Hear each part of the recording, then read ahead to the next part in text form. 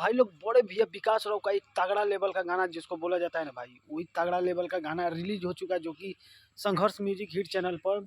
ताबीज बना जी ओझा जी चमार जी का लइका पट जाए। भाई लोग इस गाने का मतलब यार जितना बड़ाई अगर करोगे ना भाई लोग उतना ही कम है, क्योंकि इस गाने का एकदम बहुत तगड़ा लेवल और काफ़ी अच्छा गाना रिस्पॉन्स मार रहा है भाई लोग। बहुत आप लोगों का प्यार और दुलार मिल रहा है उस गाने पर, बहुत ज़्यादा सपोर्ट भी दिख रहा है दोस्तों, जो कि गाने पर बहुत ज़्यादा प्यार सपोर्ट दिख रहा है दोस्तों।